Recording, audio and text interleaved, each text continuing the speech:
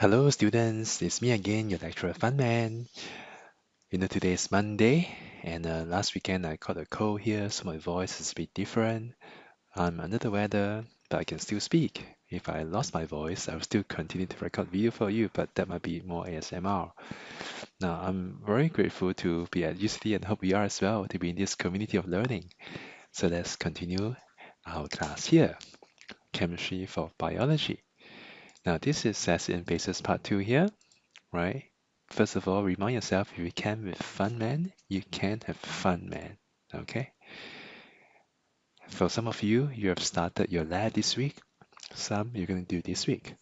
Remember the last couple of sessions where we talk about acid, bases, indicators? This is something you see in the lab there. Okay? Test tube, test tube rag, and the droplets of the chemicals. To enjoy learning, and we're right here, almost halfway done. Okay, and they are the colors of some of the indicators, right? I will let you guess what is it and tell me afterwards here after doing your lab. Some of the indicators you use nitrogen in yellow, bromophenol blue, etc. Okay, I took this in the lab about a month before you came in to make sure the experiments are okay. Me and my teaching assistant filmed some short videos which we would show you during the class, right? It's very real and bona fide. We make mistake, we'll show you so that you don't make the same mistake as us. As him, okay, not me. Now, at the end of today's class, right, you should be able to articulate, explain the meaning of the term buffers, buffering capacity, and blood buffers. How are buffers applicable, useful to humans? They are in our blood, in our body. What are the effects of pH on the structure and electrical charge of proteins? Our bloods are red because of hemoglobin and the iron tree, okay, as human. The blood of snake is not the same. Okay. Other animals and creatures might have a copper in the blood, so they have a different color. But as you have watched my other video on how to calibrate the pH meter, you have seen these three normal buffer to calibrate it. Right, so in the classical way, we use different chemicals to calibrate the buffer solutions. The first thing is, right, you need to know what is a buffer. It's a solution that we add that can resist a small change in pH when an amount of acid or base is added to it. So it acts like a shield, right? So that when you drop some acid or base accidentally, the pH of the solution doesn't change that much. It's like a buffer, you have buffer time, you have buffer money, buffer whatever. And the reason is because you have the acid-base conjugate pair. So that when you have either side, the H plus or the hydroxide come in, some of them will grab it and change to the other property. It doesn't change the pH that much. And the buffering capacity we denote as B is expressed as the number of moles of a strong acid or base called delta D over the delta pH. Delta in science means change, right? This is capital D, delta, like D, change in the D over change in the pH there. Okay, and I always refer to the same diagram here. If you add a bit, it will change, very slightly. Okay. So when you have a pH close to pKa in the buffer, you have maximum buffering capacity because these two, they are acid-base conjugate pair. They have 1:1 ratio. It's like saying that your defense and attack are top and the maximum. Okay, so that whoever comes in, you can defend, you can also attack. When this ratio is 1:1 there. Okay, so when H plus is added to it, right, the A minus grabs it and form AH. When there's hydroxide present, the H plus that's dissociated will collide with the OH minus and form A minus. So you see, in the end, you're still having A minus AH. You don't really change the system. But of course, when you spam too much of the acid and base here, no amount of buffer can change it, right? Buffer is just like a little cushion, a thin cushion there. It's not a thick pillow, okay? Remember, it's a thin cushion, a cushion. So in our blood here, it's regulated between pH 7.35 to 7.45. And you saw in the last class is the carbonic acid that's present in the blood buffer system. Okay, that's the B value. Okay, and the percentage of the total amount that's present. So if your pH drops to acidic side, really you get death, you won't survive. This is the normal pH range. It's a bit acidic. You get acidosis, you feel unwell. 2 alkaline also not good. Basically, extreme pH is so bad. Okay, so sometimes when you feel unwell, it could probably be due to a pH level, which are influenced by other factors too. But I shan't go there. I shan't digress. When I saw this pH scale, it kind of remind me of the IUPAC logo, International Union of Pure Applied Chemistry. I was just going through my diary, and oh, that was so many years ago. Still a younger man in Paris, receiving this little honor there. Still very proud because you meet with Nobel Prize winners who inspire you. Yeah, it was good times before COVID. So you look at the background of this photo, you have lactic acid, you have fatigue in your muscles when you do sports, you have the sodium hydrogen phosphate, sodium hydrogen carbonate, the buffer solutions there in the lab.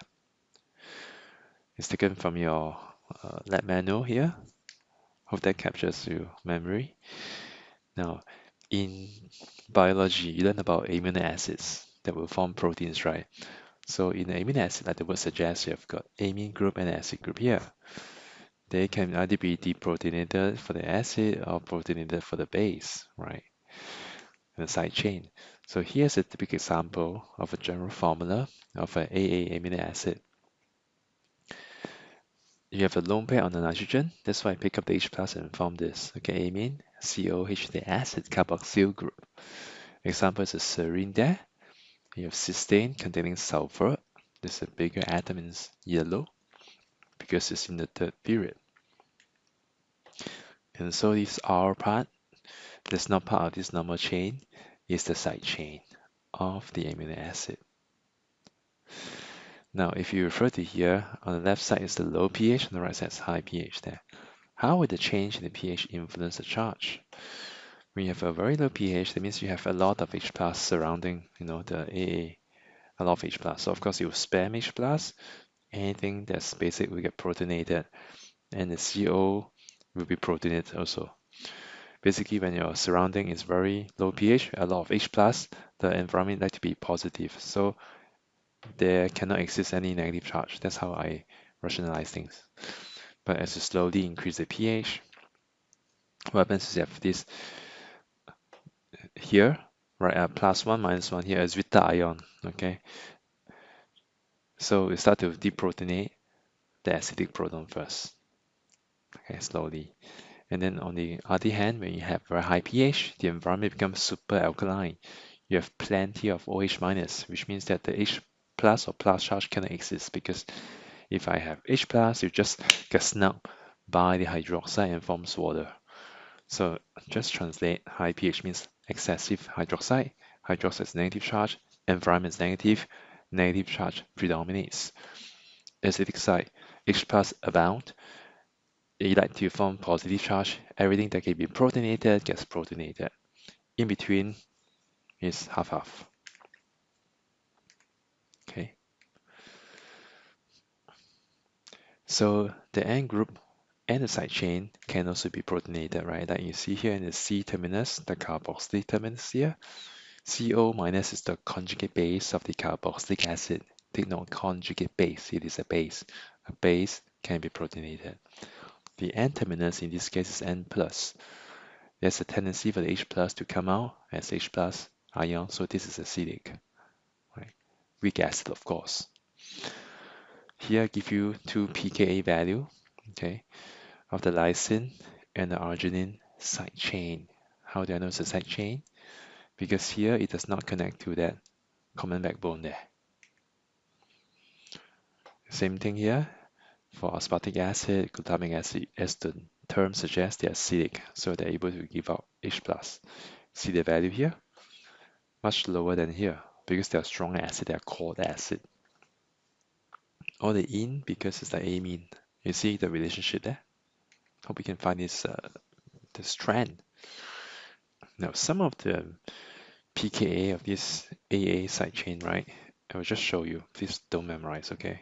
Don't memorize, but understand it. Form a pattern, form a system on your own.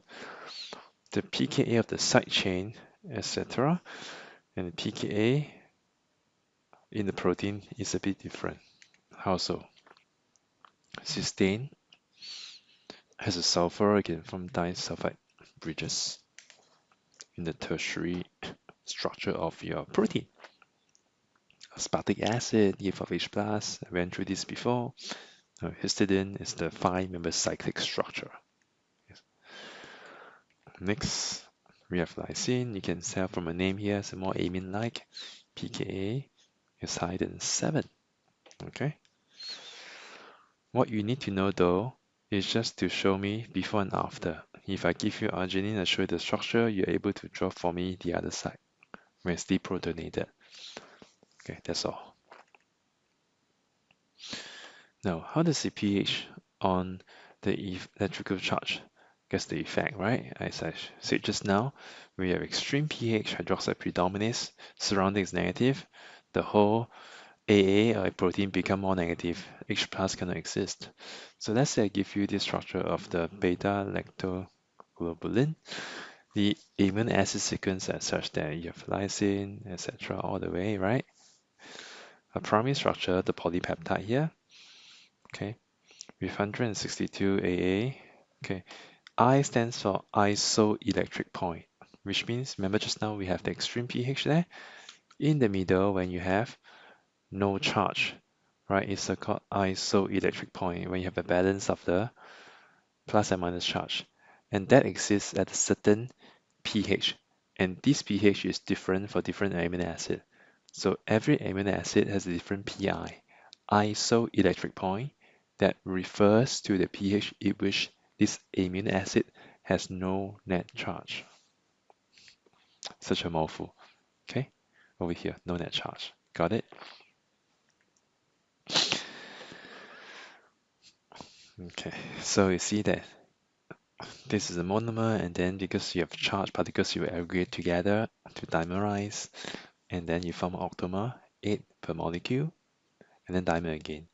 You might see how come over here it is an octamer and it's isoelectric point, because you have like head and tail, in out, so it can kind of pack together. When we have too much of a positive charge here, we kind of repulsion, right? You cannot connect every juncture, but when you have kind of like in out, you can't, head tail, think of it like it's snug together, yeah. Okay, back to this example here. So let me flesh it out more. So isoelectric point, no net charge here, for this case is a pH 6.8. When you add more bases, hydroxide, it will take more negative charge there. So you have more anionic character, right?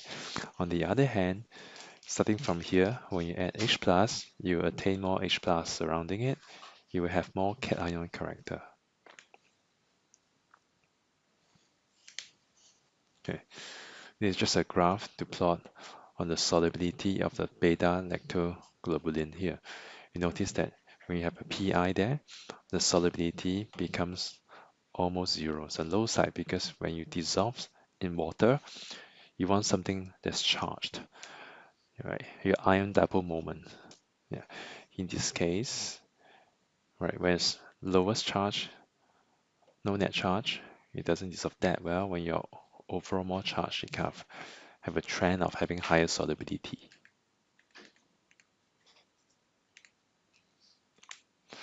So I've kind of finished today's class. In conclusion, we have covered what are buffers, right? These are molecules that resist the change in pH when a small amount of acid or base is added to it. Well, your blood buffers, why it's important to know them, and how pH affects the charges in the amino acid and the protein. And what is PI? Isoelectric point. So with that, I'll see you in the lab here. This is a moment for you to learn by doing working with chemicals. Stay safe. I'll see you soon. Cheers.